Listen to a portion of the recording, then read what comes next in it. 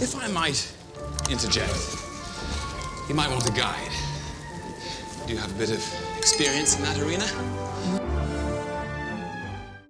Hello again to all, and welcome back into the channel as we endeavor to answer those top questions concerning the show, as well as highlighting key personality traits of the main Loki protagonist that we follow, as well as who the TVA might potentially be behind the scenes.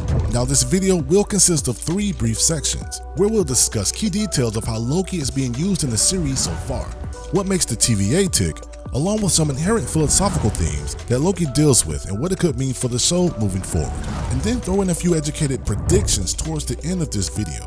Now one more thing, we will be dipping heavily into spoiler territory, so just bear that in mind as we get into this examination of the first 2 episodes of the Loki series.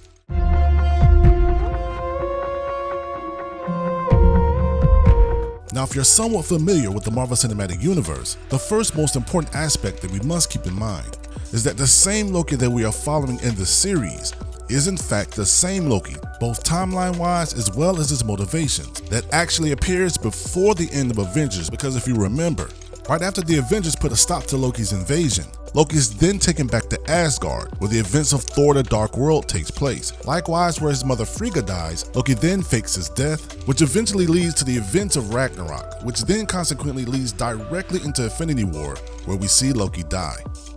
Now, where the premise of this show shines through is exactly how it handles Loki as a character, as he learns of his fate and purpose in a matter of mere minutes. His inner motivations are laid bare before us, and this is primarily done through the interactions between Loki and Agent Mobius, played by Owen Wilson.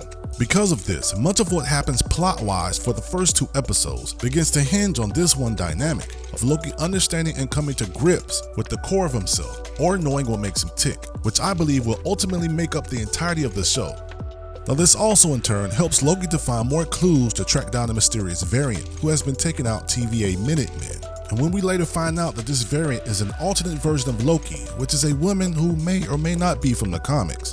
But regardless, this is where the series plays with the possibility of Loki once and for all finding his glorious purpose. I think it is clear from the subject matter on the screen that Loki actually will start becoming what he always thought he could be, which is what his mother believed and his brother believed as well, just not in the manner in which he once believed, that being subjugation and rule. And instead of us trying to figure out the meaning of every Easter egg and foreshadowing detail that will play out, which in the past, present, and future of YouTubers has become the holy grail of predicting Marvel Cinematic Universe properties and how they all tie into the larger whole, which is fun and all. But before we move on to our Time Variance Authority segment, the biggest dynamic to understand of how the concept of this show exists is this one premise. What would happen if the God of Mischief learns of an almost omnipotent organization and is then recruited by said organization, supposedly built on maintaining order? How this scenario will play out is not only what we're witnessing with the events of this show, it can also inform us on what potentially can take place to introduce us to an even better Loki character arc.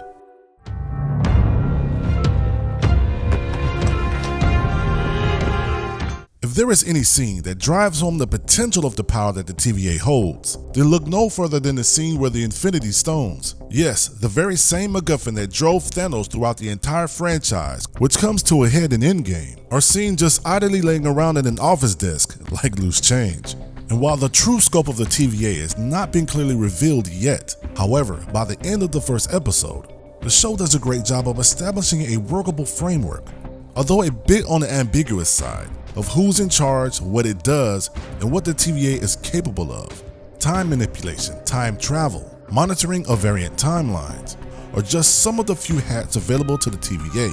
And yet where the most compelling aspect of the TVA exists, as well as where the potential of the show is evident, is in its seemingly absolutist attitude of time itself and the lives spent therein.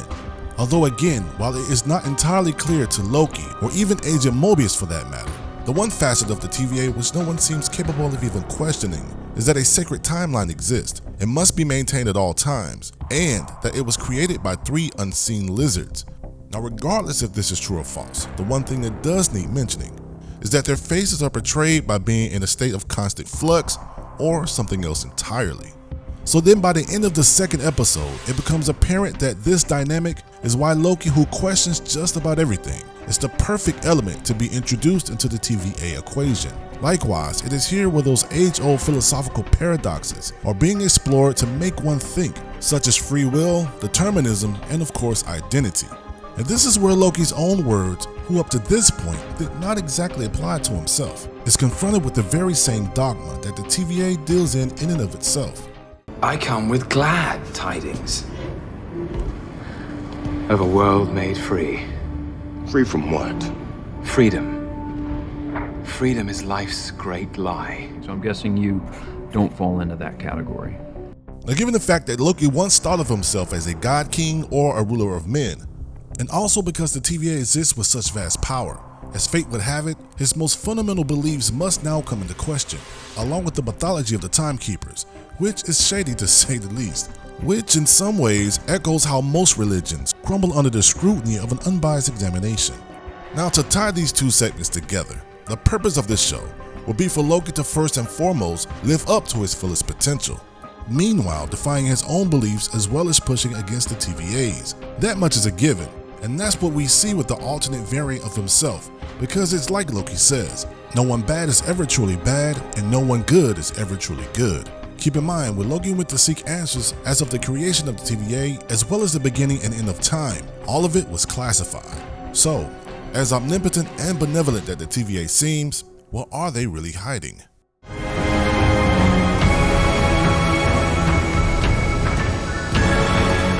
So now, on this final section, we can begin to play around with a few theories, or more so to the point, what would be cool to see, based on examining these final observations. The most beautiful thing about cinema is when it's character driven, and those choices which that character makes moves the plot forward. And that's where what is said at the conclusion of this scene from the second episode, among many, drives this dynamic home. What, charm your way in front of the Timekeepers, hustle them, and seize control of the TVA? Am I getting warm?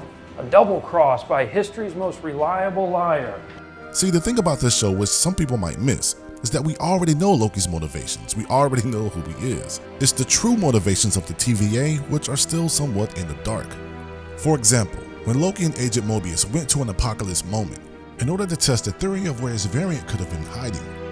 While Loki's nonchalant and playful attitude made Agent Mobius uncomfortable, this character, once alone while viewing his time stream, as well as learning of the destruction of Asgard, got a bit emotional. So yes, likewise, we've always known Loki has heart. It's what we root for. But those who work for the TVA are not shown to have that same heart. This dynamic begins to show itself when Agent Hunter B-15, played by the Nigerian-born British actress Wunmi Mosaku, who many will recognize from Lovecraft Country, tells her men to prune Loki on sight. The agent in charge named Renslayer, played by another British actress, Gugu Mbatha, whose claim to fame comes from the movie Belle, has no qualms with erasure or deletion as well. A bit more on her in a second. Likewise though, this is even further demonstrated with how the other Minutemen react to those who were held up in a store in 2050, knowing they are already doomed as well. And while Agent Mobius actually seems to be a bit more open-minded than his TVA constituents, it will be kind of cool to see him get a proper character arc. So my first prediction is that over the next 2 episodes, we'll begin to see glimpses of this that will culminate in Mobius and Renslayer being at odds with one another at some point. I expect these next 2 episodes to really push the plot forward in quick fashion. And on the topic of Renslayer, she's a comic book based character who is the love interest of a version of Kang the Conqueror. Important side note.